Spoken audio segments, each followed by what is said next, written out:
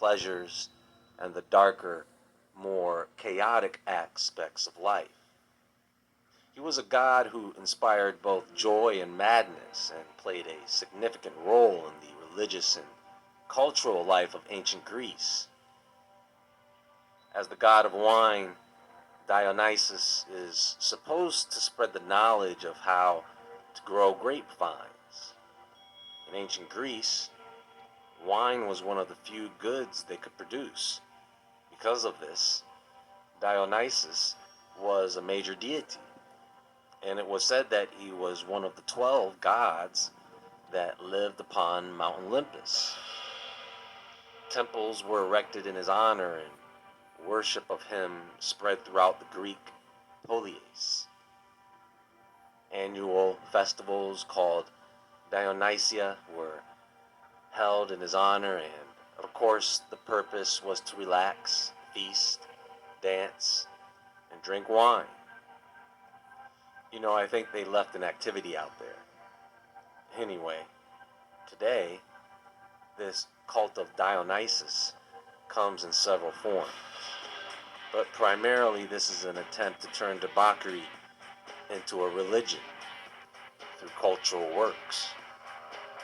You'd be surprised at how many people out there have a dark place, a corner. It's where they keep secrets.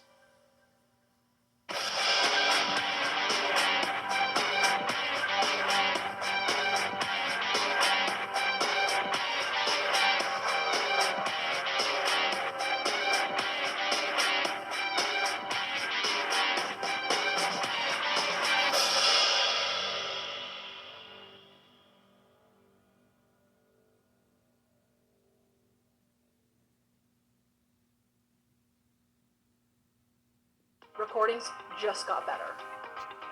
Hey, it's Dana from StreamYard. I'm so excited to announce that So, who is Dionysus? Well, let me show you a couple of things here. This is an extract from Ovid's Metamorphoses. Ovid Metamorphoses, Latin text with introduction, commentary, glossary of terms, vocabulary aid, and study questions. So this is a study aid here. This extract from Ovid's Theban history recounts the confrontation of Pentheus, king of Thebes, with his divine cousin Bacchus, or Dionysus, the god of wine. Notwithstanding the warnings of the seer Tiresias and the cautionary tale of a character, Acotus, perhaps Bacchus in disguise, who tells of how the god once transformed a group of blasphemous sailors into dolphins, Pentheus refuses to acknowledge the divinity of Bacchus or allow his worship at Thebes. Enraged, yet curious to witness the orgiastic rites of a nascent cult, Pentheus conceals himself in a grove on Mount Cithaeron, near the locus of the ceremonies. But in the course of the rites, he is spotted by the female participants who rush upon him in a delusional frenzy, his mother and sisters in the vanguard, and tear him limb from limb.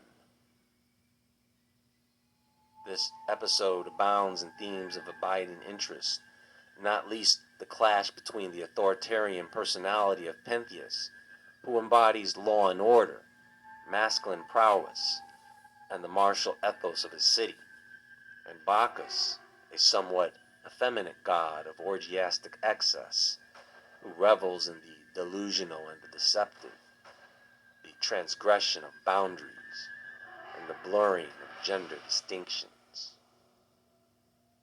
Now that's just one description of this deity. I want to show you this poem I found on Quora, actually. It's funny, but it is a good description about the spirit that surrounds this whole ideal of Dionysus and is growing in spirit around people in general. This is how King Pentheus might describe what Dionysus has done. Pentheus: what is happening here? This is simply outrageous. Is mental illness becoming contagious? I go to the country to find peace and quiet, but when I get back, it's worse than a riot. I could handle a riot. I could handle a quarrel. But how do I handle the loss of what's moral? The women abandon their homes and their kitchens to go out and scratch their libidinous itchins. Yes, that is very accurately describing what is happening in today's world. Libidinous itchins. They're all drinking cocktails and also Mai Tai drinks and engaging in nasty and sexual hijinks. I hear that my mother Agave's gone with them, swaying to some sort of sensuous rhythm. Should I throw her in jail or should I execute her? I know many archers who'd be willing to shoot her. These women all claim to worship Dionysus, but I say it's all an indecency crisis. They claim that this god that they worship's my cousin, but these types of women tell lies by the dozen. They claim that they're referring to Semel's offspring. Huh, my aunt and her child became a burnt offering. When lightning consumed them, and, well, they deserved it. My aunt was a deviant, insane, absurd twit. My mother Agave once shared my opinions before she joined up with the Bacchanite minions. She used to have sense. She used to be formal. She used to behave well. She used to be normal. She used to know women let men make decisions, and women who spoke up deserved her derisions. This is what happens when women have voices. They start wanting rights and they start wanting choices. And look, here are two more obscene little perverts in search of a woman who will show what's up her skirts. Tiresias, go home to sighs with your moping. You're too old for women, and too old for groping. And my grandfather Cadmus, you should be ashamed. When this becomes known, it is I who will be blamed.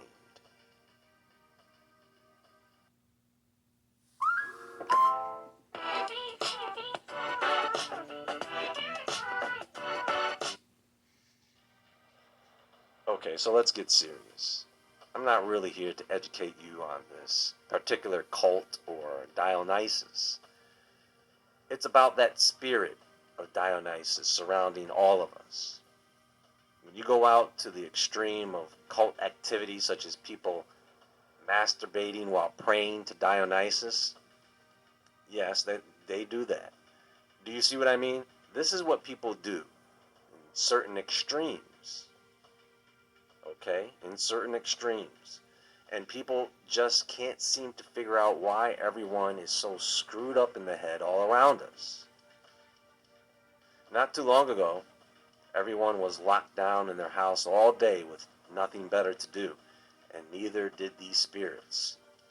And so people were in the house all day with these things. Watch the video I presented on spirit attachments, and how spirits will attach themselves to things that hold well to negative energy. Sexual energy is very powerful. That's why it's used often in these orders. The son of Zeus, another fallen angel. That's all they are, masquerading as gods. It's all set up to destroy us. The fallen know that if they get corruption to spread throughout mankind, God will come in and blow everybody up. It's all a trick, and the joke's on us. Our civilization falls, and these entities move on to the next generation of scumbags. It's all a trick to get us to turn away from God. Cults often target individuals who are vulnerable or undergoing personal crises, which can stem from loneliness, a sense of purposelessness, family issues, or past trauma. These individuals may be actively seeking meaning or a sense of belonging. They promise a sense of community, belonging, and acceptance that may be missing from the individual's life, drawing them in and making them feel cherished and extraordinary. This fosters a profound emotional connection and reinforces the individual's perception of being valued and embraced. Cults rarely reveal their full beliefs and practices up front. Instead, they introduce new ideas, beliefs, and rituals incrementally. This gradual indoctrination facilitates the acceptance of increasingly extreme or deviant behaviors over time. It isolates them from friends and family outside the group. This isolation fosters dependency on the cult for social support and reinforcement of its doctrines. As individuals become more deeply enmeshed in the cult, they may experience cognitive dissonance, a psychological discomfort resulting from holding contradictory beliefs or actions. To resolve this discomfort, they may rationalize or justify their extreme behaviors, such as debauchery, as being consistent with the cult's teachings, right? Fear can keep individuals trapped in a cult, even if they no longer desire to be part of it. Over time, individuals may become desensitized to behaviors they initially found shocking or unacceptable, and exposure to increasingly deviant actions can erode their moral compass. The transformation from a desire to fit in to a life of debauchery typically occurs gradually. It may not be immediately evident to the individual involved, but by the time they fully realize the extent of their involvement in the cult and its destructive behaviors, they may feel trapped or unable to escape due to the psychological or emotional bonds that they have been formed. Breaking free from such a situation often needs external support, intervention, and in some cases, professional intervention to help individuals deprogram and rebuild their lives outside the cult of influence. Well, that's all for now, folks, and there is more to come. Be sure to visit woodwardentertainment.com, become a level 1 member for exclusive content, and check out the Woodward TV store for new merch. You can follow me on Instagram at JAEWoodward. Everyone have a great day, and as always, stay awake, stay aware, stay safe, stay away from those cults, and I'll talk to you all soon.